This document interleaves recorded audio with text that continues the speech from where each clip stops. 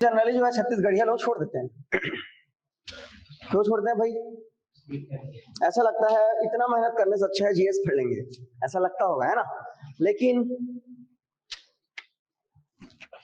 गलत तरीका है ये 5 नंबर को अगर आप खोल के देखेंगे ना, तो एक तो है आपका वन वर्ड सब्स्टिट्यूशन, है ना, जिसमें ले दे करके 60-70 क्वेश्चन बनते हैं। वो चाहे तो आप एक बार रट करके ले सकते हो। सिनोनिम्स, एंटोनिम्स जो पहले से पूछा जा रहा है उसी पूछता है, नया नहीं पूछता हो। स्पेलिंग चेकआउट जो हमारे आसपास के वर्डिंग, जैसे मैसेज की स्पेलिंग आज भी अच्छे लोगों को नहीं आता, है ना? आता है क्या? बहुत सारे लोगों को मैसेज लिखना अभी भी नहीं आता, ये दिक्कत है। जैसे कि आपका लाइब्रेरी लिखना नहीं आता कई लोगों को। ठीक, पहला चीज तो ये हो गया। दूसरा चीज जो है उसी दिन से आपको व्यवस्था करना पड़ेगा खाने का। किसका? खाना का व्यवस्था करना पड़ेगा। ये भी एक मनोविज्ञान है भाई, ठीक है ना? बच्चा ग्रामीण क्षेत्र से आया है, बच्चे की उम्मीद रहती है कि मैं हॉस्टल में रहूंगा तो अच्छा मेरे को खाना मिलेगा, ठीक, और आपके पास शिष्यवृत्ति जो मिलेगा 1200 रुपए पर स्टूडेंट मिलता है। कितना मिलता है?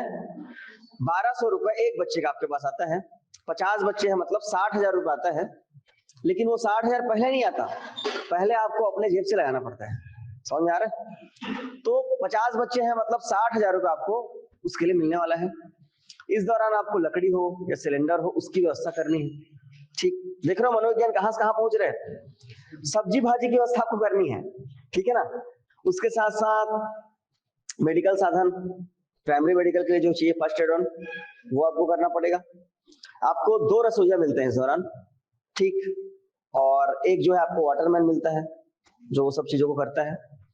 आपका एक छात्रावास में अलग से एक कमरा रहता है और एक बहुत बड़ा सा छात्रावास रहेगा। आपको एक गार्ड मिलता है। अगर महिला छात्रावास है तो यहाँ पर जो टेंट जो गार्ड होता है ना वो आपको मिलेगा, और गार्ड को भी उन्हीं बच्चों के साथ रहना रहता है, ठीक है? ये उसका नियम होता है। अब आप देखिए पूरे सबको संभालने की जिम्मेदारी आपकी है, साइकोलॉजी आपका काम करना है वहां पे, ठीक। खाना बनना है, खाना बनने के लिए जो चावल आता है आपका वो मिलता है सोसाइटी से। आपको कहाँ से मिलता है? सोसाइटी से। बकायदा उस हॉस्टल का एक राशन कार्ड बनता है जिसमें 6 रुपए केजी में आपको राशन कार्ड के मिलेगा। एक बच्चे का जो है लगभग 7 किलो के आसपास में रहेगा, और 7 पंचे 45, 4.5 कुंटल जो है आपको क्या मिलेगा वहां पे? चावल मिलने वाला है, ठीक। उसको भी 1 महीने के आखिरी में मिलेगा, शुरू में आप ला सकते हैं जैसे भी सोसाइटी से होगा। सामान आ गया, आपको खाना तो बनाना नहीं है, खाना कौन बनाएगा? रसोईया बनाएगा। लेकिन बच्चे का बाल मनोविज्ञान क्या कहता है कि मेरे को अच्छा खाना मिले, ठीक है ना? और खर्चा करने कितना आपके पास? 1200 रुपए पर बच्चे के ही आपके पास है। इस दौरान सब्जियां महंगी भी होती है, उसमें भी आपको चलाना है, सब्जियां सस्ती होती है उसमें भी आपको चलाना है। समझ में आ रहा है? 5 लोग और एक्स्ट्रा हैं वो भी खाना खाएंगे, मतलब 50 है तो 55 लोगों का खाना आपको बनाना है, ठीक है ना? अब बच्चे का मनोविज्ञान क्या कहता है कि अच्छा खाना दो आपको। तो सबसे पहला चीज आपको मेंटेन क्या करना रहेगा? अच्छा खाना। कैसे मेंटेन होगा? बताइए भाई, कैसे मेंटेन होगा? आप तो बना नहीं रहे हो। तो सबसे पहले मनोवैज्ञानिक रूप से आपको रसोइयों को ट्रेन करना पड़ेगा कि क्या करना है आपको। बच्चों के लिए अच्छा खाना तैयार करना है, शुद्धता का ख्याल रखना है, ठीक। पोषक आहार आपको देना है बच्चे को। ये आपका पहला स्ट्रेटजी होना चाहिए, उसके साथ आपका काम चालू होगा। इसके साथ साथ आपके पास रजिस्टर होगा, एक मेंटेनेंस रजिस्टर जिसको बोलते हैं। बच्चों का अटेंडेंस रहता है, कितने बच्चों ने एडमिशन लिया, सबका फॉर्म भराता है, ऑनलाइन एंट्री होती है सबकी, उसके हिसाब से आपको पैसा आता है 1200 रुपए के हिसाब से। उसके अलावा बच्चा जब भी घर से अपना हॉस्टल से बाहर जाएगा, पेरेंट्स आएंगे, पेरेंट्स साइन करेंगे आवक जावक में, उसके बाद वो बच्चा जाएगा, ठीक। बच्चा वहां रहता है तो शुरू में डरता है, यहीं पर साइकोलॉजी चालू हो जाता है। घर से दूर जब बच्चा आता है, आपके हॉस्टल में रहता है 10 किलोमीटर 12 किलोमीटर दूर है, तो बच्चा बहुत रोता है शुरू में, उसको घर की याद आती है, ठीक है, क्योंकि वो बच्चा परिपक्व नहीं हुआ है भाई। तो वहां पर आप पेरेंट्स हैं, ठीक है ना, आप सभी बच्चों के पेरेंट्स हैं, तो बच्चों से आपको मिलना है, हंसना है, खेलना है, उनको कुदाना है, ठीक, उनकी प्रशंसा करनी है। तो अगर देखा जाए तो आपको बच्चों का सही में अभिभावक बनकर वहां पर रहना पड़ेगा, ठीक। कई बार बच्चा आपसे बोलेगा कि आके कि मेरे को आज मिठाई खाने का मन कर रहा है, सर मेरे को 10 रुपए दीजिए, मैं जब मेरे पापा आएंगे तो दे दूंगा या दे दूंगी। उस समय आपको उसको आर्थिक सहायता भी देना पड़ता है, तभी वो बच्चा वहां पे रुक पाएगा, है ना? तो बच्चों को रोकने के लिए नैतिक सहायता भी दोगे आप, आर्थिक सहायता भी दोगे, मनोवैज्ञानिक सहायता भी आप दोगे उसको, तभी बच्चा रुक पाएगा। बच्चे को ये फील कराना पड़ेगा मैं हूं। तबीयत खराब होगा तो आपके पास जो है 2 डॉक्टर्स के नंबर रहेंगे जो कि सरकारी डॉक्टर रहेंगे। एक नर्स रहती है जो कि महिलाओं के हॉस्टल में महीने में 1 बार आती है, वो पूरा चेकआउट करती है बच्चों का जो भी प्रॉब्लम्स रहता है ना, वो पूरा चेकआउट करने के बाद अपना रिपोर्ट बनाती है और वो चलते रहेगा। पुरुषों के हॉस्टल में भी एक डॉक्टर आता है। अब चूंकि ग्रामीण क्षेत्र में रहते हो, पानी संबंधित बहुत सारे बीमारियां होते रहती है, स्किन का डिजीज होते रहते हैं, तो उस संबंध में जो है निःशुल्क इलाज की व्यवस्था रहती है। ठीक, ये सब आपको काम करना है। बिजली का बिल सरकार देती है, बिजली का बिल भी आपके पास आएगा और वो सरकारी फंड से पैसा आएगा, आपको उसको जो जमा करना रहता है। हर साल जो है कुछ अमाउंट आएगा जिसमें आपको अपने हॉस्टल में अगर बागवानी लगाना है, कुछ और लगाना है, इसके लिए भी आता है। तो अगर देखा जाए तो ये जो हॉस्टल वार्डन का पोस्ट है ना, इसमें लिखा हुआ है हॉस्टल सुपरिटेंडेंट। मान के चलिए आप अपने हॉस्टल के पूरे मालिक हैं, ठीक है, लेकिन वो मालिकाना हक तब लागू होगा जब आप पूरे अपने रिस्पॉन्सिबिलिटी को निभा पाए, और इस रिस्पॉन्सिबिलिटी का सीधा संबंध है मनोविज्ञान से, ठीक है ना। एक बच्चे को आप कितना भी अच्छा खिला लो भाई, है ना, अगर बच्चा सेटिस्फाई नहीं है आपसे तो वहां रह नहीं पाएगा। वो रह पाएगा क्या? किसी को आप अच्छा अच्छा खाना खिला दो लेकिन फ्रस्ट्रेट रहेगा, रह पाएगा क्या? नहीं। तो पहला चीज है बच्चे को ये बताना कि आप जो है एजुकेशन के लिए आए हो। ठीक, इतने सारे बच्चे हैं, सब आपके दोस्त हैं, कोई बड़ा भाई है, कोई बड़ी बहन है, पहला चीज ये। दूसरा, आपका जो उनके साथ संबंध रहेगा वो कैसा रहेगा? मित्रता वाला रहेगा, ठीक है, ताकि बच्चा अपने मन की बात को आपसे कह पाए। कुछ तकलीफ है, कुछ प्रॉब्लम है, कोई परेशान कर रहा है, बच्चा अगर आपसे खुल के बातचीत नहीं कर पाएगा तब तक वो आपके साथ रह ही नहीं पाएगा। तो पहला मनोवैज्ञानिक लक्षण ये है कि बच्चों को क्या करना है? आपको साथ में रखना है। ठीक, किसी भी एक्टिविटीज में हो सके तो सभी बच्चों को एक साथ रखना है, कोई आपका फेवरेट ना हो, ये कोशिश करना है, नहीं तो बच्चे इस चीज को बहुत जल्दी मान लेते हैं। ये काम आपको सबसे पहला करना है। ठीक, तो मनोविज्ञान को जोड़ने का मेन कारण ये है कि अगर आप मनोवैज्ञानिक चीजों को नहीं समझ पाएंगे तो आपके साथ प्रॉब्लम आएगा। फिर बच्चा आपका शिकायत करेगा कि अच्छा खाना नहीं बनता। ठीक, कलेक्टर आएंगे तो बोल देगा कि सर हमारे अच्छे नहीं है, यहाँ रहते ही नहीं हो, ठीक है ना। तो इसका मतलब यह है कि अगर आप मनोवैज्ञानिक रूप से बच्चे को सक्षम नहीं बनाए हो तभी आपकी शिकायत होती है। ठीक, और इसके साथ में कई बार देखते हो बच्चे सुसाइड भी कर लेते हैं हॉस्टल्स में, है ना, बच्चे गलत कृत्य कर लेते हैं कई बार। तो उसका मेन कारण यह है कि वो मनोवैज्ञानिक रूप से परिपक्व नहीं हुए। यहीं पर लिखा हुआ है हॉस्टल प्रबंधन, आपके सिलेबस को आपने देखा है, उसमें कहीं पर लिखा हुआ है हॉस्टल मैनेजमेंट, हॉस्टल प्रबंधन। तो उसमें भी कुछ छोटी छोटी बातें रहेंगी, उसको आपको दे सकता है पेपर में, जैसे कि कितने प्रकार का उसमें फाइल रहता है, कितने प्रकार का वहां पे रजिस्टर रहता है, ठीक है, कितना खर्चा आता है, कितना देते हैं, तो 1200 रुपए शिष्यवृत्ति है। और आपको मिलेगा छात्रावास श्रेणी द, लेकिन वो चतुर्थ क्लास का पोस्ट नहीं, याद रखिएगा, वो क्लास 3 ही है, वो 2400 बैकग्रेड है, लगभग आपको 30,000 रुपए के आसपास आपको पेमेंट मिलता है, और 5 साल के बाद आपका प्रमोशन हो जाता है, तो आप सा में आ जाते हो। छात्रावास श्रेणी सा, सा मतलब आप 10वीं क्लास के ऊपर को बच्चों को भी संभाल सकते हो।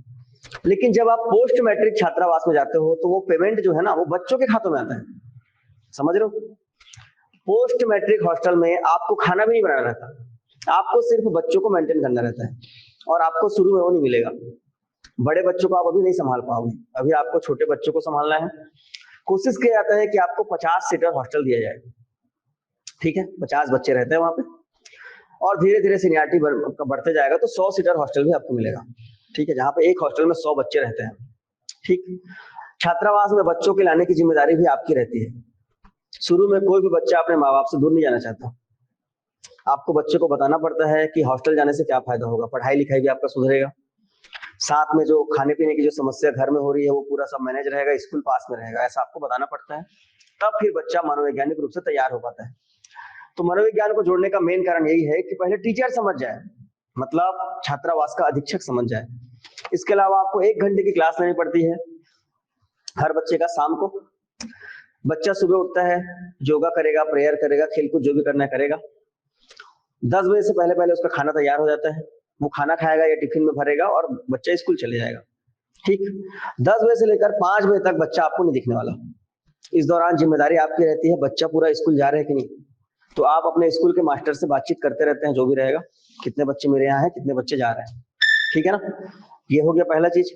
इस दौरान आपको जो अदर एक्टिविटीज करना है, साग सब्जी की व्यवस्था करनी है, जो भी व्यवस्था करना है, साफ सफाई कराना है, आप करा सकते हो। 5 बजे आने के बाद बच्चों के लिए अगर आप चाहें तो नाश्ते की व्यवस्था, जो सामान्य नाश्ता होता है मुर्रा वगैरह, वो कर सकते हो, आप करते ही हैं वैसे जनरली। 7 साढ़े 7 बजे के आसपास खाने की व्यवस्था रहती है, नियम है उसका, उस दौरान खाना मिलता है। गर्ल्स अपना छात्रावास है तो 5 बजे के बाद किसी की एंट्री नहीं रहती।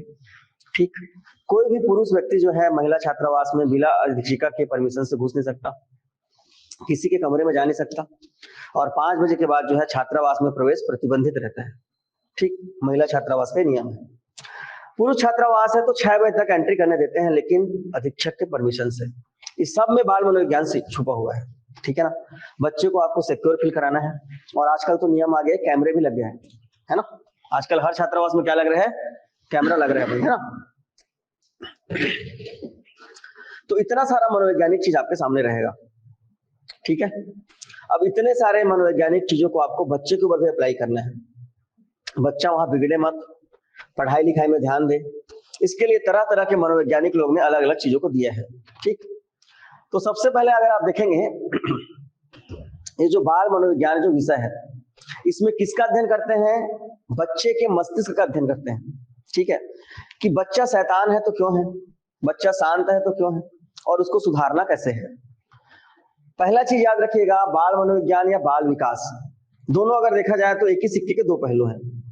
बच्चे का विकास आपके माध्यम से होने वाला है, और बच्चे को आपको मानना है भगवान। क्या मानना है, भगवान। और भगवान गलती करता है क्या, बताओ, भगवान गलती करता है, नहीं। तो बच्चा कोई भी गलती कर रहा है तो वहां पे आपको एग्रेशन नहीं दिखाना है, सबसे पहला चीज तो ये है। दूसरा चीज, बच्चे को सुधारने का काम आपका है, बिगाड़ने का काम नहीं है आपका। मतलब आप कोई भी नेगेटिव एक्टिविटीज नहीं करेंगे वहां पर छात्रावास में। तो पूरा कोशिश क्या करना है आपको कि सुधारात्मक रवैया अपनाया जाए। और इस बार जो है आपको पता होगा पीएच को जो है अलाउ नहीं कर रहे हैं, जान रहे हो। इससे पहले जो है फिजिकल हैंडीकैप को जो है अलाउ किया गया था, लेकिन ये जॉब जो है रिस्पॉन्सिबल जॉब है, 24 घंटे वहां आपको रहने वाला जॉब है, इसलिए जो है इस बार बोला गया है कि पीएच को अलाउड नहीं किया जाएगा। ठीक है, तो ये नया नियम है इस बार। तो इसलिए जब आपका मेडिकल जो होता है चेकअप, उसमें पीएच को विशेष रूप से देखा जाएगा। ठीक है, तो सामान्य रूप से अगर देखा जाए तो ये प्रथा पहले से नहीं चल रही थी, इस बार पहली बार चल रही है ना। सीधे आते हैं आपके टॉपिक्स में। तो बाल मनोविज्ञान का संबंध किससे है, साइकोलॉजी से है। कौन से विषय से है, साइकोलॉजी से है। साइकोलॉजी मतलब मनोविज्ञान। और साइकोलॉजी जब हम पढ़ते हैं तो इसमें मस्तिष्क के पूरी क्षमताओं को हम पढ़ लेते हैं। ठीक, एक बच्चे की समस्त मानसिक क्रियाओं को हम इसमें पढ़ लेते हैं, और उसमें अगर कोई प्रॉब्लम हो तो हम उसको सुधार करने का प्रयास करते हैं। ठीक, तो अगर आप देखेंगे इसमें कुछ लोग मिलेंगे भाई जो यहाँ पर अलग अलग कॉन्सेप्ट देंगे। सबसे पहले उन व्यक्तियों को देखना है हम लोग को। इसमें से सबसे पहला सिद्धांत है, एक व्यक्ति है जिसका नाम है ऑलपोर्ट। क्या नाम है, ऑलपोर्ट नाम का एक व्यक्ति है, अमेरिका का है भाई। उस व्यक्ति ने एक सिद्धांत दिया है कि हमारे व्यक्तित्व का जो भी निर्माण होता है वो कहां से होता है, व्यक्तिगत रूप से होता है, समाज से होता है। तो यहां पर जो है अगर आप देखेंगे तो कौन सा सिद्धांत दिया है, व्यक्तित्व का सिद्धांत दिया है इस व्यक्ति ने। ठीक, अब इसको भी उसने बांट दिया है भाई, जैसे कि प्रधान विशेषक। मान लीजिए कोई व्यक्ति क्या है, समाज को जो है थोड़ा सा सुधारना चाहता है, सामाजिक कार्य को करना चाहता है, तो उस व्यक्तित्व में मिलेगा आपको गांधीगिरी, अन्नागिरी मिलेगा आपको। तो ऐसे चीज को क्या बोलते हैं अपन, प्राइमरी इंडिकेटर बोलते हैं, जिससे समाज को जो है आप चेंज करने का गुण रखते हो। ठीक है, तो कोई भी कार्य जिससे समाज को चेंजेस में लाना है वो हमेशा प्राइमरी वर्क होगा। तो हमेशा याद रखिएगा, इसने बोला है प्रधान विशेषक क्या होगा, जिसमें सुधार होता होगा। दूसरा है गौण विशेषक। अभी आपके ऊपर है, आपको खाने पीने का कुछ विशेष शौक है, किसी को मीठा ज्यादा पसंद है, किसी को खारा ज्यादा पसंद है, किसी को तंबाकू खाना पसंद है, किसी को नहीं है। तो ऐसे चीजों को किसमें रखते हैं, जो आपके स्वयं का पसंद है उसको गौण विशेषक में रखते हैं। और एक होता है आपका सेंट्रल विशेषक, केंद्रीय विशेषता।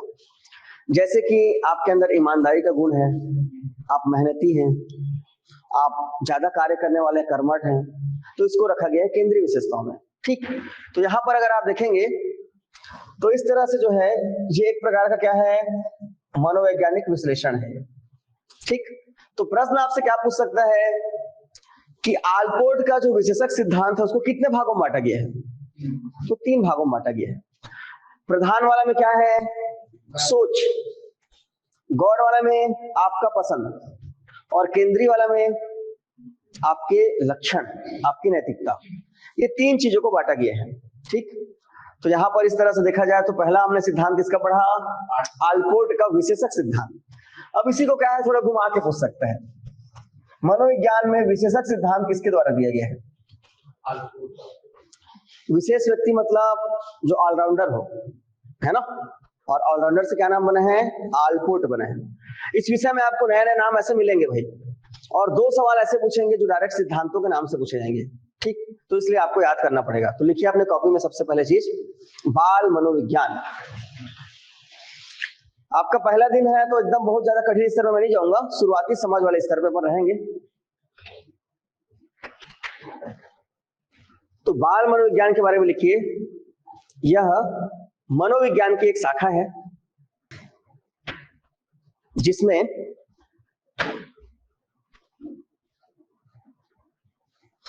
बाल विकास का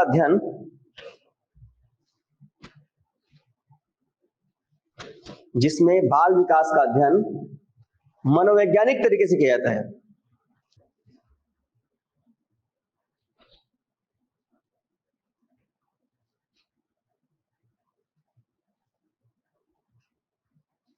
ठीक, तो ये इंट्रोडक्शन हो गया। अब इसके बाद लिखिए संबंधित सिद्धांत। तो जनरली आप देखेंगे सभी ने विशेषक सिद्धांत ही दिया है भाई, सभी का सिद्धांत का नाम में विशेषक जुड़े रहेगा। तो सबसे पहले लिखिए आलपोर्ट का विशेषक सिद्धांत। इसका विभाजन कितने भागों में हुआ है? 3 भागों में। लिखिए विभाजन 3 भागों में। ये ऑलराउंडर बहुत इंपॉर्टेंट आदमी है भाई। देखिए जितने भी विशेषक है, जितने भी विशेषक उपागम है, उसका अग्रणी मनोवैज्ञानिक मानते हैं अपन इसको। ठीक, तो विभाजन में पहला लिखिए प्रधान विशेषक। प्रधान समझते ही समझोगे आप क्या? समाज सुधार वाला कोई भी काम करता है, ठीक है, कुछ विशेष प्रकार का उसका मनोविज्ञान है उसके अंदर, है ना। तो आप उसका एग्जांपल लिखेंगे गांधीगिरी, समाज सेवी।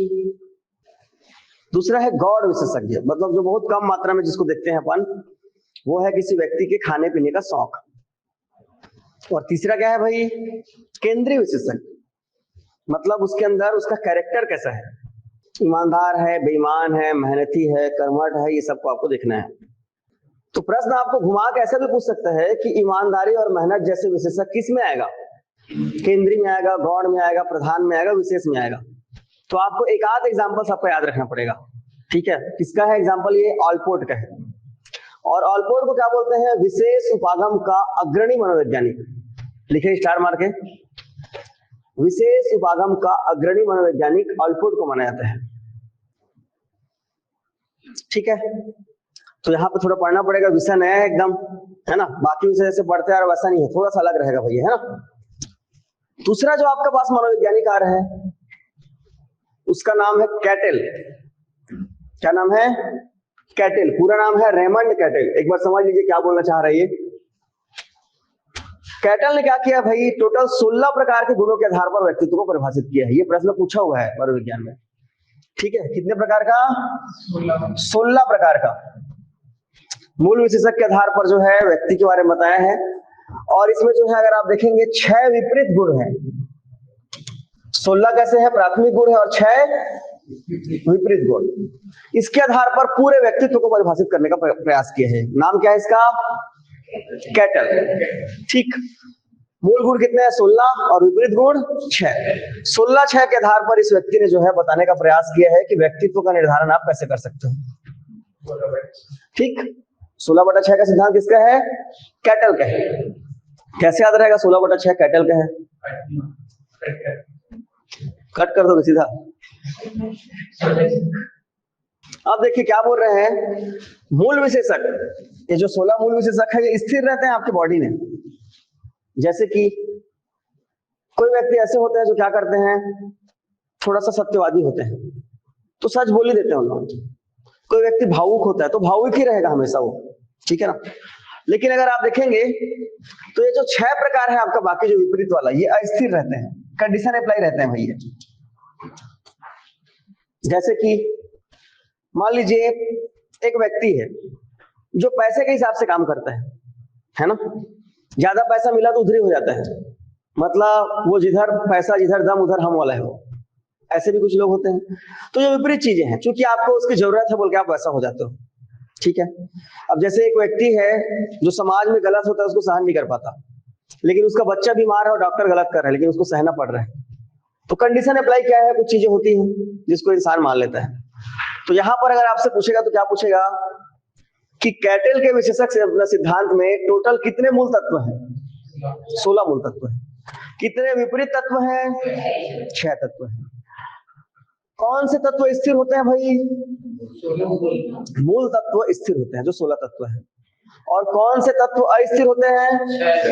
6 तत्व हैं जो कैसे हैं, मूल नहीं है भाई, वो आपके अस्थिर रहेंगे, वो चेंज होते रहेंगे। हो सकता है उस डॉक्टर से काम हो जाए तो अब उसका आरटीआई लगा दो सीधा, ऐसा भी हो सकता है वो, ठीक है। तो सेकंड लिखिए आप, कैटल का विशेषज्ञ सिद्धांत। कैटली वाला याद रखना, कैटली जो रखता है ना चाय वाला, है ना, चाय वाले को याद रखना 16/6। तो इस प्रश्न को पूछा हुआ है भाई, है 16/6 वाला सिद्धांत, तो उसको ध्यान रखना किसका है, ये कैटली वाले का है, कैटल। हो गया कैटल वाला। कैटल याद आती है आपको आना चाहिए केटली में। केटली थोड़ा स्लो पकड़ना पड़ता है, स्लो स्लो चलना पड़ता है, गर्म रहता है, तो 16/6 ऐसे याद रखना, बस इतना ही याद रखना है आपको, है ना। इससे कठिन प्रश्न नहीं पूछेगा, मैं पहले बता दे रहा हूँ क्योंकि पहली बार पूछना है इसको, ठीक है ना। तो पहली बार में ऊपर ऊपर का ही प्रश्न आएगा कहीं भी किसी भी एग्जाम में। ऑनलाइन वाले लोग समझ पा रहे हो भाई? अभी शुरुआत का 1-2 दिन थोड़ा सा अजीब लग सकता है इस विषय में, लेकिन धीरे धीरे फिर फैमिलियर हो जाओगे आप लोग इस विषय में, है ना। चलिए ठीक है। अच्छा ये बताओ, फादर ऑफ साइकोलॉजी किसको बोलते हैं, किसी को पता है? मनोविज्ञान का जनक किसको बोलते हैं, कोई बताओ भाई। बार बार ये विषय को पढ़ तो रहे हैं अपन, कौन है बताइए? मनोविज्ञान का जनक कौन है? अरस्तू है, और कोई?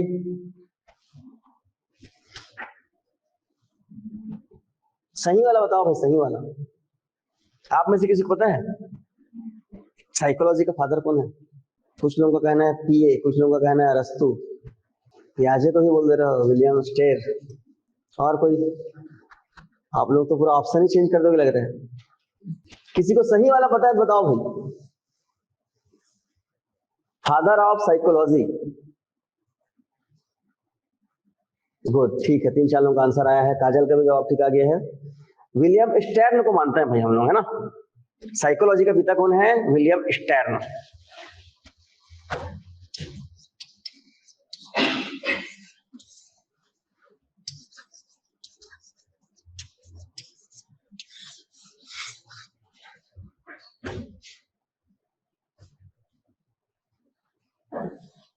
पियाजे जो है संज्ञानात्मक विकास का पिता है भाई, हैं। तो विलियम स्टेर्न को आपको याद रखना है, वो क्या है? साइकोलॉजी का पिता है। स्टेर्न कैसे याद रहेगा? स्टेर्न उस तरीका याद करने का जो पहली बार सुन रहे हो। एक तो टर्न से याद कर सकते हो, मुड़ना, मनोविज्ञान से मुड़ते रहते हैं, कहीं इधर का उधर करते रहते हैं, टर्न से। स्टेर्न, तैरना भी पढ़ सकते हो, ठीक है। तैरना या टर्न से याद रखना, ये मनोविज्ञान का पिता है, ठीक है। अगला व्यक्ति है आइजैक। आइजैक नाम का व्यक्ति, आइजैक मतलब आप खुद हो आई। आइजैक क्या करता है भाई? ये जो है अनुवांशिक आधार पर बांटता है इसको, जैविक और अनुवांशिक।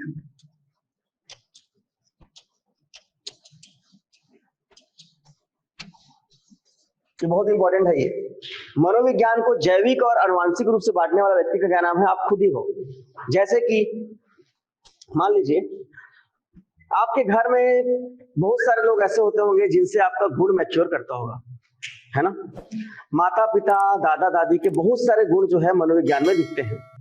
जैसे कि आपका एकदम भावनात्मक रूप से होना, पूजा पाठ में बहुत ज्यादा लगाव होना, ये कहां से आता है? आपके परिवार के गुणसूत्र से आता है ना, वंशानुगत होते रहता है। जैसे किसी परिवार में किसी व्यक्ति के मनोविज्ञान में दान देना लिखा हुआ है, तो दानी लोग आगे चलते जाएंगे, और कोई परिवार मान लीजिए कैसा है, हड़पने वाला हो, तो उसके वंश में आप देखते हैं कि मैक्सिमम लोग हड़पने वाले मिलेंगे, आपको मिलते हैं। तो यहाँ पर आप आइजैक जो है, या खुद आप जो अपने आप को आइजैक बोल रहे हो, वो क्या बोलता है कि मनोविज्ञान का जो मेन लक्षण है वो जैविक और अनुवांशिक होता है, ठीक है ना। जाइगोट से डिसाइडमेंट होता है भाई पूरा पूरा। तो इसका मतलब क्या है, हमको जो भी मिला है, जो भी हमको मिला हुआ है वो प्रकृति से कहां से मिला है हमको, हमारे गुणसूत्र से मिला है, जीनोम से मिला है। मतलब हमारी जो वंशागतिकी हो रही है, अगर आप देखेंगे हमारा हाइट, हमारा रंग, हमारे सोचने विचारने की जो क्षमता है, एक्चुअल में कहां से आया है, हमारे माता पिता से आया है। 50% जीनोम जो है उनका है, 25% जो है दादा दादी का है, उसमें नाना नानी भी शामिल होते हैं, ठीक। 12.5% परदादा परदादी इन लोगों का रहता है, और 6.5% के आसपास उसका अगला पीढ़ी का रहता है। तो हम और आप 4 पीढ़ियों के लक्षण से बने हुए हैं, ठीक। और हम सब का तरीका अलग है। कोई बहुत जल्दी टेंशन ले लेता होगा, जैसे कि छोटे छोटे चीजों में कई लोगों को टेंशन आ जाता होगा। जैसे मान लीजिए अभी हॉस्टल वार्डन का सिलेबस आया, तो बहुत सारे लोग तो सिलेबस के नाम पे टेंशन में होंगे। कोई बहुत कूल माइंड रहता है, ठीक है यार पढ़ना चालू कर रहे हैं पर आराम से पढ़ेंगे, ठीक है। तो एक व्यक्ति होता है जो जल्दी डिप्रेस्ड हो जाता है, और एक व्यक्ति रहता है उसी बात में कूल रहता है, ठीक। अब जैसे रिजल्ट आया, मान लीजिए किसी एग्जाम में आप फेल हो गए, तो एक व्यक्ति सुसाइड कर लेता है, देखना आप, एक व्यक्ति डिप्रेशन में मर जाता है, और एक व्यक्ति क्या करता है, मस्त पार्टी करता है उस रात को, और अगले दिन नया तैयारी चालू कर देता है। तो ये तीनों लोग अलग अलग लोग हैं भाई लोग, और तीनों के जो मेन कारण है वो उनके गुणसूत्र का कारण है, ठीक है ना। तो उनके जाइगोट्स के दौरान जो गुणसूत्र बने थे वो कैसे थे, वो इस प्रवृत्ति के रहे होंगे कि ज्यादा सिंसियर नहीं लेते लोग, है ना। कई लोगों को देखना बात बात में ईगो का प्रॉब्लम हो जाता है, तो भी क्या क्षमताएं कहां से आती है, उनके जीनोम से ही आता है भाई। तो कुल मिला के देखा जाए तो आइजैक जो है किस पे करने वाला है, आपका पूरा पूरा चीज का डिवाइडेशन जैविक और अनुवांशिक रूप से करने वाला है, मनोविज्ञान का डिवाइडेशन। तो जैविक और अनुवांशिक आएगा मतलब कौन सा व्यक्ति है, आइजैक, ठीक। इसने क्या किया है, व्यक्ति को 4 समूह बांटा है भाई आइजैक। आपने क्या किया है, चारों दिशाओं के हिसाब से 4 समूह बांटा है व्यक्ति को। पहला व्यक्ति का समूह है आपका अंतर्मुखी, कितना भी दुखी रहे दबा लेता है, वो अंदर से रो देगा लेकिन आपको फील होने नहीं देगा। खाना खाना तो चाह रहा है लेकिन आपको फील होने देगा नहीं, हो आप पूछोगे खाना खा लिया, हाँ खा लिया बोल देगा, ठीक। हो सकता है उसके मन में आपको मारने का प्लानिंग चल रहा होगा, एकदम अंतर्मुखी है, आपको फील होने नहीं देगा। ये भी मनोविज्ञान क्या है, आपका एक इंटरनल डिस्क्रिप्शन है आपका, ठीक। दूसरा बहिर्मुखी है, एकदम चंचल लोग, खुलेआम बोलते तेरे को मारूंगा कल देखना, ठीक है ना। नाराज है, बोलते क्या यार तेरे हाथ खाना भी नहीं मिला खाने को, एकदम खुलेआम चंचल लोग एकदम, ठीक है ना।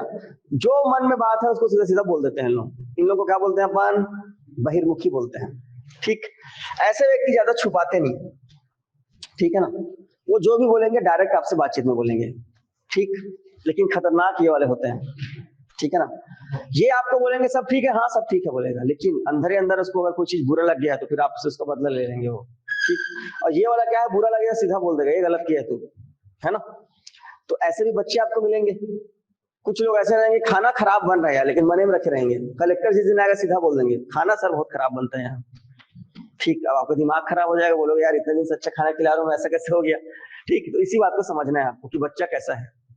लेकिन अंतर्मुखी वाले जो बच्चे होते हैं वो शांत दिखते हैं आपको और टैलेंटेड भी रहते हैं नो डाउट, लेकिन जब वो बोलते हैं तो फिर जान रहे हो ना ब्रह्म वाक्य टूट जाता है, फिर ऐसे बच्चे रहते हैं भाई, है ना। तीसरा है उन्मादावस्था, खाली शैतानी दिखते रहेगा, कुत्ते को देखकर खाना नहीं पिलाना, उसके पूंछ में लटका देना आग, ठीक है ना। स्कूल में बैठे हैं तो उछल कूद करके पंखा तक पहुंचना है, ठीक है ना। मतलब उनकी साइकोलॉजी में क्या रहेगा कि थोड़ा सा मस्ती करते रहो एनी टाइम, ठीक है ना। कोई जानवर ऐसे बैठा हुआ है तो उसके ऊपर पानी डाल देना, कोई इंसान बैठा हुआ है तो उसके साथ ऐसी हरकत कर देना जिससे उसका दिमाग खराब हो जाए, सोया हुआ है मोबाइल को नीचे में डाल दो, खोजते रहे मोबाइल कहाँ गया है, ठीक है ना। तो ऐसे भी बालक आपको मिलेंगे, ठीक है। तो ऐसे बालकों का मेन कारण क्या है ऐसा होना, उनके अंदर जो है चंचलता भी है और उन्माद मस्ती करने का जो है ना साइकोलॉजी वो ज्यादा है, और उनको लगता है इससे मजा आता है, ठीक है ना। जैसे छोटे बच्चे को रुला देना, है ना। एक बच्चा रहता है जो छोटे बच्चे को शांत करना चाहेगा, एक बच्चा उनको खिलाना चाहेगा और एक बच्चा परेशान करना चाहेगा, ऐसा होता है ना। ये है आपका साइकोटिज्म। ये क्या होता है भाई? ये बड़ा खतरनाक चीज है भाई। साइकोलॉग जो होते हैं बोलते हैं ना, क्या होता है साइकोटिज्म? बताओ तो कोई भी देखो एक आज साइको व्यक्ति को बोलते हैं ना ये साइको हो गया, ये मतलब क्या होता है? कुछ भी बोल देगा वो। अचानक बैठे रहेगा, चप्पल लेके दौड़ना चालू कर देगा वो। आप बोलोगे इसको क्या हो गया यार, ठीक है ना। अचानक फोन पे बात करते रहेगा, गाली गलौज करना चालू कर देगा वो। उसको बोलता है साइको। मतलब अचानक जो है एग्रेशन में आ जाना, ठीक है ना। और ये अचानक वाला अवस्था बहुत खतरनाक रहता है। चाकू में किसी को मार देगा वो। मतलब पागलपन का ये प्रारंभिक अवस्था है ये, ठीक है। वो पागल हुआ नहीं है वो, लेकिन उस अवस्था में आ चुका है। उस समय हाइपर होगा एकदम ज्यादा, वो क्रोधित अवस्था में रहेगा। कुछ बच्चे ऐसे भी रहते हैं, आप उनको मारे, सीधा ढेला पकड़ेगा, सीधा आपके कार में मार देगा। मेरे को कैसे मार दिया, ठीक है ना। ये बच्चे कैसे हैं? साइकोटिज्म के शिकार है बच्चे, ठीक है ना। मतलब सोचेंगे नहीं कल क्या होगा, जो करना है तुरंत कर देंगे। ये ऐसे बच्चों को बोलते हैं साइकम। विक्षिप्त अलग होता है, पागल अलग होता है भाई। पागल तो सिर्फ जिस वे में चल रहे हैं उसी वे में चलते रहेगा। विक्षिप्त बोलना गलत हो जाएगा। साइकोटिज्म एक अलग शब्द है भाई। पागल से जस्ट पहले की अवस्था है, वो पागल नहीं हुआ है। वो पढ़ाई लिखाई में अच्छा रहेगा, सब चीज कर सकता है वो, लेकिन उसका जब दिमाग खराब होगा तो वो जो करना है वो कर देगा वो, ठीक है ना। वो देखेगा कि मेरा दोस्त जो है मेरे बाइक को बिना पूछे ले गया, अब उसके बाद सीधा क्या करेगा वो? उसके बाइक को पकड़ेगा, तोड़ देगा उसको। अब बाद में सोचेगा यार मैं इसको बाइक तोड़ दिया, मेरा बाइक भी अब कैसे होगा, ठीक है ना। बाद में वो सोचेगा उस चीज को, जो करना है वो कर देगा वो, है ना। हाँ, इसको उपद्रवी बच्चा भी बोल सकते हो, लेकिन उन्मादावस्था में आ जाएगा उपद्रवी बच्चा। उपद्रवी बच्चा क्या है? जानबूझ के करता है वो, लेकिन ये साइकोटिज्म जानबूझ के नहीं करता। उसके अंदर हार्मोनल इम्बैलेंस रहता है, तनाव में आता ही वो कुछ भी कर देगा। अभी आपके साथ अच्छे से बात कर रहा है, अचानक आपसे एकदम बिगड़ जाएगा वो, लड़ना झगड़ना चालू कर देगा, मारपीट तक पहुंच जाएगा वो। इसको बोलते हैं साइकोटिज्म, ठीक है। उन्मादावस्था तो फिर भी ठीक है, उसको समझाओगे समझ जाएगा वो, पनिशमेंट दोगे तो समझ जाएगा। साइको व्यक्ति समझ नहीं पाता, ठीक है। साइको व्यक्ति दुखी रहता है ज्यादा। हाँ, एग्रेशन पे बिल्कुल कंट्रोल नहीं रहेगा, वो कब क्या कर देगा कोई ठिकाना नहीं है। आप उसको भेजे हो बाजार हो छोटे भाई को लेकर के, पता चला बाजार में उसको पीट दे रहे हो, तो दो टो कैसे खाया? समझ में आ रहा है ना, ऐसा हो सकता है वो। उन्माद वाला बच्चे क्या करेगा? उस बच्चे को परेशान बस करेगा, उसको एक जगह छोड़ देगा, बोला मैं चल दिया, बच्चे रोते रहेगा, थोड़ा एंजॉय करके फिर उसको भागे आ जाएगा, ठीक है। वो उन्माद है वो, उसको पता है मैं क्या कर रहा हूँ, कैसे कर रहा हूँ। लेकिन ये वाला बच्चा उसको मार पीट भी देगा, ठीक है ना। और वो बच्चा एक झपड़ मार देगा तो हो सकता है मर्डर ही मत कर दे उसका अचानक, समझ में आ रहा है। बाद में पछताएगा, अरे मैं क्या कर डाला बोल के। तो साइको बहुत खतरनाक चीज है, याद रखिएगा, ठीक। तो आइजनेक जो है आपका कितने भागों में बांट रहा है? 4 भागों में बांटता है। पहला क्या है? अंतर्मुखी, दूसरा बहिर्मुखी, तीसरा मस्ती वाला उन्माद वाला, और चौथा साइको वाला, ठीक। ये चारों को लिखिए। और इसका पूरा पूरा आधार है जैविक और अनुवांशिक, ठीक। कैसे जैविक और अनुवांशिक है? किसी के घर में मान लीजिए एक पागल व्यक्ति है, तो पूरी संभावना है कि वो जीनोम आगे बढ़ेगा, ठीक है ना। तो बोलते हैं ना इसका दिमाग खराब है, ये थोड़ा माइंड से कमजोर है, ऐसा बोलते हैं ना। ये सब चीजें कैसी है? अनुवांशिक चीजें हैं भाई। ये अचानक आपके यहाँ नहीं पनपता, ठीक। और ये पीढ़ी दर पीढ़ी क्या होता है? जनरेट होते रहता है ये। तो जनरेशन में जो चीज आता है वो आगे बढ़ते जाता है, कभी ना कभी आपको दिखता है वो, ठीक। तो ये जो होना जो है, अगर आप देखेंगे तो ये आपके परिवार के ऊपर डिपेंड करता है ये चारों चीज, ठीक। तो प्रश्न क्या पूछेगा भाई? आइजैक का विशेषक सिद्धांत किस पर आश्रित है? तो जैविक और अनुवांशिक चीजों पर आधारित है। सीधा लिखिए क्वेश्चन और आंसर इसका, क्योंकि आप लोगों के लिए नया विषय है ना, ज्यादा इसको डीप में जाना भी खतरनाक हो जाएगा आप लोगों के लिए। हाँ, पूरा मत लिखो यार, कोई मतलब नहीं है। सिर्फ इतना लिखना है कि आइजैक का आधार क्या है? जैविक और अनुवांशिक है। विभाजन 4 प्रकार का, चारों का नाम लिखना है, बस खत्म। तो ऐसे बच्चे आपको हॉस्टल में मिल सकते हैं भाई, ठीक। खाना खराब है, पता चला उसका दिमाग खराब हुआ, पूरा दाल को ही हुआ फेंक दिया, ठीक है ना। ऐसा मिल गया बच्चे, कैसे करोगे आप?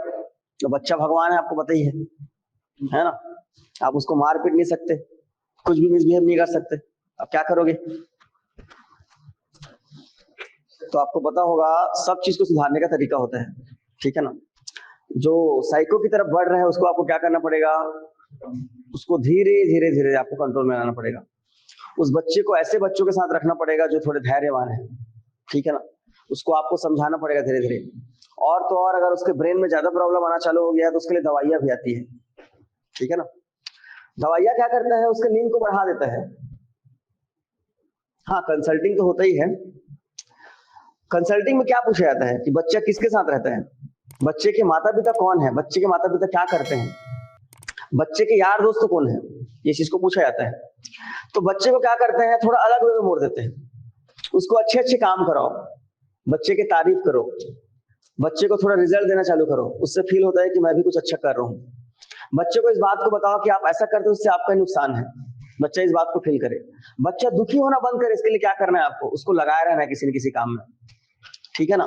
तो देखना, खाली दिमाग शैतान का घर बोलते हैं। खाली बैठते ही आपके अंदर तरह तरह के विचार आते रहते हैं और धीरे से डिप्रेशन में कन्वर्ट हो जाते हैं। डिप्रेस जो व्यक्ति हो जाता है वो क्या करता है, उसको हर बात में दुखी फील होता है, हर बात में उसको डर लगता है। जैसे हॉस्टल वार्डन की पता नहीं मेरा होगा कि नहीं होगा, ये पहले से आ गया है। आपने एग्जाम नहीं दिलाया, एग्जाम दिलाने से पहले आपके मन में इतना तो जोश होना चाहिए कि यस निकाल दूंगा इस बार, खत्म कर दूंगा इस बार मामला, ठीक, ये होना चाहिए। अब पहले से आप डर गए हो कि उसको तो ज्यादा गणित आता है, मेरे को तो नहीं आता, उसका बाकी विषय अच्छा है, पहले से पढ़ लिया है, पहले आप कंपेयर कर दिए, मन आपका डरना चालू हो गया। डरना चालू हो गया तो फिर सोचोगे इस बार फिर से मेरा नौकरी नहीं लगेगा यार, क्या होगा मेरा। फिर आप दुखी होना चालू हो जाते हो। फिर अचानक कोई आपसे पूछेगा तेरे सी वाला मैथ्स बनता है, फिर आपका जो दिमाग खराब रहेगा, आप उसको कुछ भी उल्टा पुल्टा बोल दोगे, तेरे को क्या करना, मेरा बने चाहे मत बने, ऐसा ऐसा वाला, ठीक है ना। आप गाली गलौज तो उतर जाओगे आप, ये आपका रहेगा। फिर आप कुछ देर के बाद फील करोगे यार मैं उसको क्यों गाली दे दिया, ठीक। तो ये क्या रहेगा, आपका दिमाग एकदम गर्म होते रहेगा, ठंडा होते रहेगा, ये कंडीशन रहेगा। तो डॉक्टर कंसल्टिंग में क्या बोलता है कि इसको अच्छे लोगों के साथ बैठाओ, सकारात्मक लोगों के साथ बैठाओ, अपनी तारीफ करने वाले साथ मत बैठाओ, वरना आप डिप्रेस हो जाओगे। आपकी भी तारीफ करे वैसे आदमी के साथ बैठाओ कि तेरा भी अच्छा है यार दिमाग, तू भी मैथ्स बना लेता है, ठीक। एक कॉन्फिडेंट आएगा। शुरुआत में आप उसको क्या करो, एकदम सिंपल, जो गणित जानता है उसको बनवाओ, थोड़ा कूल होगा। उसका नींद को बढ़ाना पड़ेगा आपको, है ना, कोबाल्मिन वगैरह देना पड़ेगा आपको, तरह तरह की जो दवाइयां आती है, ठीक है। उसका डोपामाइन कम रहता है, हैप्पीनेस हार्मोन, उसको बढ़ाना रहता है। तो थोड़ा उसको अच्छा खान पान भी देना पड़ेगा, कुछ मेडिसिन देना पड़ेगा, अच्छे लोगों के बीच में रखना पड़ेगा, और उसके साथ अच्छा बिहेव करना पड़ेगा आपको। वो एग्रेशन दिखाता है तो आपको उसको कूल माइंड से जवाब देना है कि अरे ऐसा नहीं करते। तो धीरे धीरे धीरे धीरे कंट्रोल होता है वैसे लोगों का, ठीक है ना, हो जाता है कंट्रोल, नो डाउट। तो ये हो गया, तो 4 प्रकार इनका है भाई। उसके बाद एक मॉडल है आपका पंथ कारक मॉडल। कौन सा मॉडल है, पंथ कारक मॉडल जो है, इसमें 5 टाइप से डिवाइडेशन किया गया भाई। तो पंथ कारक मॉडल को जो देने वाला व्यक्ति है, इसका नाम है पॉल कोस्टा और रॉबर्ट और मक्के। रास्ते में क्या क्या मिलता है, कष्ट और मक्का, 2 चीज मिलता है। पंथ कारक, पंथ है रास्ता, है ना, पंथ पाथ जिसको बोलते हैं अपन। तो पंथ में क्या क्या चीज मिलेगा, कष्ट और मक्का, 2 चीज को याद रखना है। और ये 5 प्रकार का है भाई, इसमें पंथ कारक मॉडल 5 प्रकार का है, ठीक है ना। पहला है बहिर्मुखी। बहिर्मुखी व्यक्ति मतलब बताया आपको मैं, जो है सीधा खुलेआम बोल देता है। दूसरा है सहमति या समझौतावादी प्रकृति का, हर जगह पे क्या करेगा, मैनेज कर लेगा व्यक्ति, ठीक है ना। गांव में है तो गांव से मैनेज कर लेगा, शहर में है तो शहर में मैनेज कर लेगा, बेड में सुलाओगे बेड में सो जाएगा, जमीन में सुलाओगे जमीन में सो जाएगा, हर जगह समझौता कर लेगा वो, सहमति व्यक्त करे, हाँ ठीक है ऐसा वाला, ठीक है। अब इसका कारण क्या हो सकता है भाई, इसका कारण उसकी मजबूरी हो सकती है, इसका कारण हो सकता है वो समाज को समझ गया हो कि मेरे को कैसे रहना है, मतलब वो शिकायत नहीं करेगा। दुनिया में देखना 90% लोग शिकायत करते हैं हर चीज से, आप उसको चाहे कुछ भी दे दो, आप कुछ भी दे दो आप उनको, शिकायत रहेगा ही, ठीक है।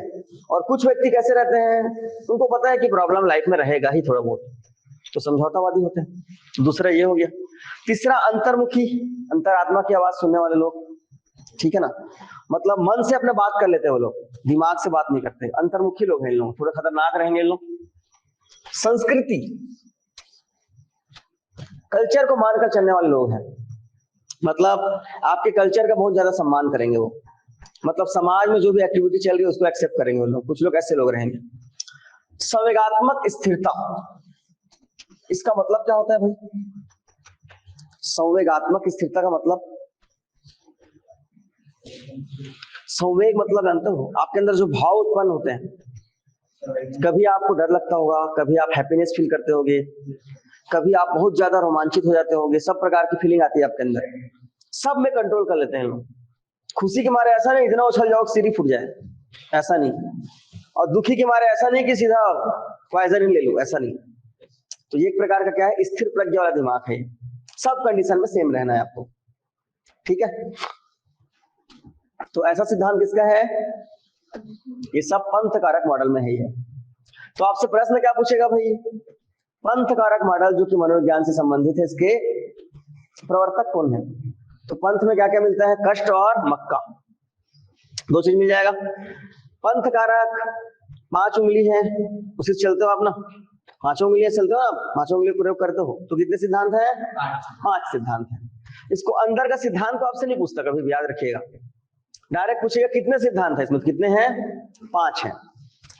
इससे पहले और कितने सिद्धांत बताए गए थे, एक और सिद्धांत में 4 वाला कौन सा था, आइजैक, आई वाला 4 था, है ना, ऐसा ध्यान रखना है। नहीं यार ऐसा नहीं पूछेगा, क्योंकि आप लोगों का ना 10 ही सवाल पूछना है, ठीक है, 10 सवाल पूछना है और इंट्रोडक्टरी पार्ट है आपके लिए, ठीक है। तो सिद्धांत को अंदर और जाके नहीं पूछेगा, ठीक है ना, ये मेन स्टोरी है भाई, जो पूछेगा नहीं पूछेगा, ऐसा नहीं पूछेगा, आज तक नहीं पूछेगा, उतना कठिन कोई बना भी नहीं पाएगा, ठीक है ना।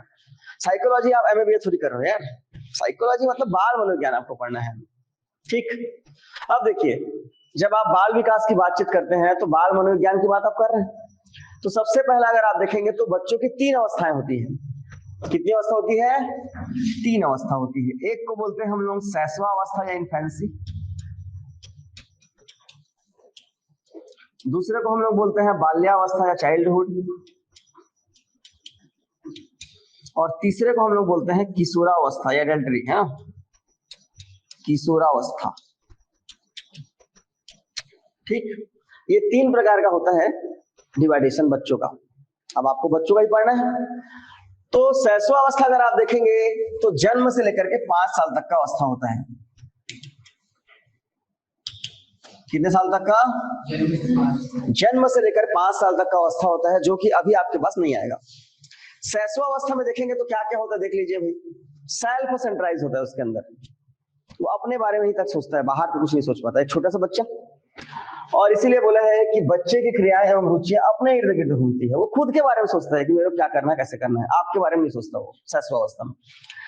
भावी जीवन की आधारशिला है, मतलब आने वाला जीवन कैसा होगा उसका, इस दौरान सबसे ज्यादा बच्चा सीखता है, ठीक। कोई रो रहा है तो भी रो देता है, कोई हंस रहा है तो भी हंस देता है, गुदगुदाता है तो तुरंत उसका रिएक्ट करता है, वो करता है ना। तो ये सभी प्रकार के जो रिएक्शंस है अगर आप देखेंगे शैशवावस्था में होता है भाई। जीवन का सबसे महत्वपूर्ण काल है भैया, क्यों, जितना सीखना है इसी समय सीखना है, बच गया तभी सीख पाएगा। इसको इसीलिए बोला गया सबसे डेंजरस पीरियड है ये, इस दौरान सबसे ज्यादा बच्चे मरते हैं, ठीक। अनुकरण द्वारा सीखने की अवस्था, देख कर ही बच्चा सीख जाता है क्या क्या करना है, आपको खाता देख करके वो भी मांगता है 2 गुल के और खाता है वो, ठीक है ना। तीव्रता से शारीरिक विकास की अवस्था, इस समय जितना जल्दी डेवलपमेंट होता है उसके बाद और उतना नहीं होगा। क्षणिक संवेग की अवस्था, तुरंत रोएगा तुरंत हंस देगा बच्चा, होता है ना, तुरंत रो देगा और तुरंत अपनी माँ को देख के हंसना चालू हो जाएगा, ये अवस्था है ये। समुचित संवेगिक विकास की दृष्टि से स्वर्णिम काल, जितने भी प्रकार का डेवलपमेंट होता है उसका सीखने का, उसका स्वर्णिम काल माना गया है, सबसे बेस्ट इसी समय सीखता है बच्चा। एग्रेशन, 3 साल की उम्र में बच्चे में पहली बार एग्रेशन आता है, ठीक है ना, आक्रामकता पहली बार कब आता है बच्चे में, 3 साल की एज में आ जाता है भाई। सीखने का सबसे आदर्श काल माना गया है इसको बच्चे का, इस समय जो बच्चा सीखता है जीवन में उतना कभी नहीं सीख पाता, ठीक। तो इसीलिए माना गया है कि शैशवावस्था जो है या इन्फेंसी जो है जीवन का सबसे महत्वपूर्ण अवस्था है, अब यहीं से उसका मनोवैज्ञानिक अवधारणा चालू होगा, ठीक। जैसा वातावरण रहेगा वैसा उसका मन का डेवलपमेंट होने वाला है। उसके बाद आता है बाल्यावस्था, 6 से लेकर के 12 साल तक है, जिसमें अब बच्चा आपके पास आना चालू हो जाता है, ठीक है ना। इसमें सबसे पहले देखेंगे तो ये अनोखा काल है भाई, एकदम बच्चा घर से बाहर निकल रहा है, कुछ भी करेगा बच्चा यहाँ पे, है ना। स्थूल संक्रियात्मक अवस्था, थोड़ा थोड़ा एक्टिविटी आएगा इसके अंदर, बहुत ज्यादा एक्टिविटी तो नहीं आएगा, शुरुआत की एक्टिविटी आएगी। प्रारंभिक विद्यालय की आई हुई है, स्कूल जाना चालू कर देगा ये। वैचारिक क्रिया अवस्था, अब थोड़ा बहुत सोचना चालू करता है ये अपने बारे में और आपके बारे में भी। ठीक, अब ये सोचता है कि दो ठो है, एक ठो इसको भी दे दूं क्या, तब कल मेरे को एक ठो देगा वो, ऐसा वाला। ठीक, ये सोच चालू हो जाएगा। टोली दल समूह की आयु, पहली बार अब ये ग्रुपिज्म में भाग लेता है, खेल खिलौना वगैरह में। मिथ्या परिपक्व का क्या, लगता भले है कि मैच्योर हो गया बच्चा, बिल्कुल मैच्योर नहीं रहता। ठीक है, 2 रुपए दे के बोला जाए कि जा तो अपने घर का मोबाइल को लाना यार, मेरे को काम है थोड़ा, ला भी देगा बच्चा हो। ठीक है ना, परिपक्व नहीं हुआ है वो। घर में एक एक चीज आपको जानना है, उस बच्चे को आप 5 रुपए दे दो, चॉकलेट खिला दो, सब चीज बता देगा घर में क्या क्या चल रहा है उसके। ठीक है ना, घर में कौन किसको लड़ाई झगड़ा कर रहा है वो भी बता देगा बच्चा आपसे, बस आप उसको बुला लो कैसे भी करके। ठीक है ना, इसीलिए मिथ्या परिपक्व अवस्था बोल गया है। खेल की आयु, बच्चे का पूरा ध्यान खेल में ही रहता है इस समय। ठीक, घर से बाहर निकलेगा तो पूरा उसका ध्यान किसमें रहेगा, खेल में। वो चाहेगा मेरा ग्रुप रहे, मैं खेलते रहूं, ऐसी अवस्था है बाल्यावस्था। तो बाल्यावस्था कहां से कहां तक का है आपका, 6 से 12 साल तक का है भाई। इसके अलावा प्रतिद्वंदात्मक समाजीकरण का काल, बच्चा जो है समाज को एक्सेप्ट नहीं कर पाता वो शुरुआत में, उसको लगता है मैं क्यों करूं, क्यों जाऊं, खेलना है मेरे को, ऐसा चलते रहता है। इसके अलावा मूर्त चिंतन की अवस्था, जो देख रहा है उसके बारे में थोड़ा बहुत सोचना चालू करता है वो, ये फुटबॉल है, ये मैदान है, ये भगवान है, ऐसा थोड़ा बहुत सोचता है बच्चा। भावी जीवन की सफलता और असफलता की नींव का काल है ये। इस समय बच्चा को अगर आप देखेंगे तो ये उसका क्या है, बिल्ड काल है भाई, बिल्ड पीरियड है इसका, ये बिल्डअप पीरियड है ना। इस समय बच्चा अगर जैसा सीखेगा वैसा बनेगा, है ना। कल्पना शक्ति एवं अमूर्त चिंतन के प्रारंभ का काल, थोड़ा बहुत अब इमेजिनेशन उसके अंदर आएगा बाल्यावस्था में। बाल्यावस्था तीव्र शारीरिक क्रियाशीलता की अभिवृद्धि का काल है, अब बच्चा दौड़ेगा, कूदेगा, खेलेगा, भागेगा, ये सब करेगा वो। ठीक, बाल्यावस्था में सामाजिकता विकसित हो जाता है, ग्रुप बना रहे हैं, लेकिन वो ग्रुप कैसा रहता है, अपने अपने वाला रहता है भाई। ठीक है ना, आप उस बच्चे को बोलोगे कि जाओ उसके घर में जाके ऐसा ये कार्यक्रम में शामिल होना, तो सोचेगा 4 जन दोस्त जाएंगे तब जाऊंगा मैं। ठीक है ना, तो उसका अलग ग्रुप बना रहता है। नए कौशल एवं क्षमताओं के विकास की वृद्धि का स्वर्णिम काल, फर्स्ट टाइम अगर आप देखेंगे तो स्किल सीखना बच्चा जब घर से बाहर निकलता है तब सीखता है। ठीक, नेगेटिव रूप में देखेंगे तो गाली बकना सीखता है बच्चा इस समय बाहर देख करके। कोई बीड़ी पीते रहता है तो घर में जला के देखता है वो कि कैसे पीते हैं इसको। ठीक है ना, कोई और अच्छा चीज सीख गया, किसी को भजन गाते तो भजन भी गाएगा वो, है ना। तो इसीलिए क्या बोला गया है भाई, क्षमताओं के विकास का स्वर्णिम काल है ये। ठीक, उसके बाद है भाई किशोरावस्था, और इस अवस्था के मैक्सिमम बच्चे आपके आएंगे हीरो वर्शिप। अब आपका एक हीरो रहेगा, ठीक, शाहरुख खान को आप मानोगे, सलमान खान को आप मानोगे, किसी एक्ट्रेस को मानोगे, कोई साइंटिस्ट को मानोगे, किसी खिलाड़ी को मानोगे आप। इस अवस्था का पीरियड है, उसका दिमाग वैसे काम करेगा, उसके जैसे बाल रहेंगे वो भी ऐसा बाल बनाना चाहेगा। वो अगर सिगरेट पीता है तो उसको भी लगेगा मैं भी एक सिगरेट पी के देखूं क्या, ये काल रहेगा। तो हीरो वर्शिप चालू हो जाएगा किशोरावस्था में भाई, है ना। दल भक्ति की अवस्था, अब वो जिसका है वो उसका बन जाएगा वो, अगर अपने ग्रुप का है वो तो अपने ग्रुप के लिए कुछ भी कर देगा, वो पहले नहीं करता बाल्यावस्था में। ठीक, जीवन का सबसे कठिन काल माना गया भाई इसको, क्यों माना गया है सबसे कठिन काल, मैच्योरिटी आता है, आदमी अपने बारे में सोचता समझता है, अपने कैरियर के बारे में सोचता है, परिवार के बारे में सोचता है, ये सब सोचना चालू कर देता है।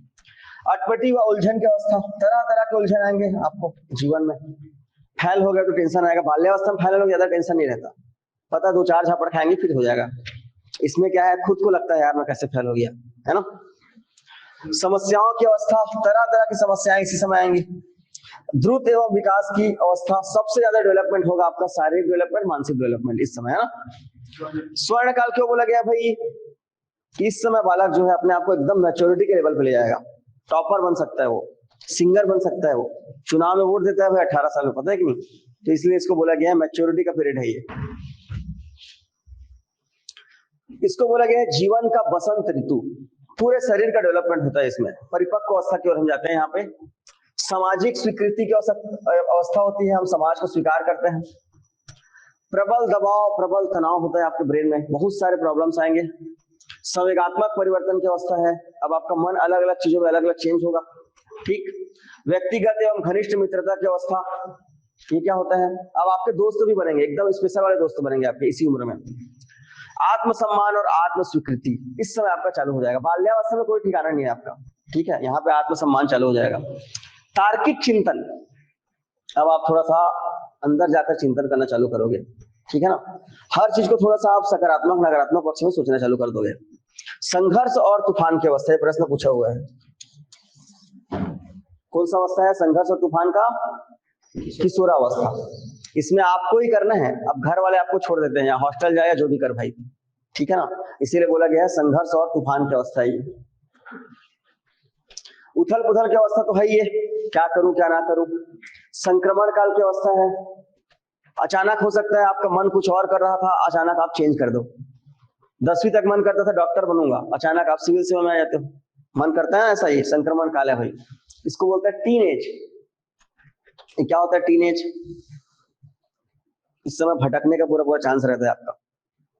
सुनहरी अवस्था भाई, हर चीज को हैप्पीनेस फील कर सकता है इस समय अगर वो चाहे तो। एज ऑफ ब्यूटी, इसी समय पहली बार जो है वो अपने स्किन के बारे में सोचता है कि मैं भी स्मार्ट दिखूं, क्या करना चाहिए मेरे को इसके लिए। इसके बाद वो नाई के पास जाता है, अलग अलग कटिंग के बारे में बात करता है वो, ठीक है ना। लड़कियां हैं तो तरह तरह के क्रीम का नाम इस समय इसी समय जानती हैं वो लोग अच्छे से, इससे पहले घर वाले लगा देते थे जैसा पाए वैसा, है ना। ये है ये, और ये अमूर्त चिंतन की अवस्था है भैया, मतलब जो हमारे सामने नहीं है हम उसके बारे में भी सोचते हैं, ठीक। तो इस तरह से अवस्थाएं हैं, इसमें से 2-3 क्वेश्चन जो बनता है। तो ये था आपका इंट्रोडक्शन। किसका बारे में इंट्रोडक्शन था? एक बच्चे के बारे में और बच्चे के सिद्धांत के बारे में, ठीक। तो आज पहला दिन है तो केवल इंट्रोडक्टरी पार्ट को देख रहे हैं। इसके बाद धीरे धीरे जो है हम इस विषय के जो अलग अलग टॉपिक्स उसको उठाएंगे कल से, ठीक है। चलिए तो इतना एक बार देख लीजिएगा।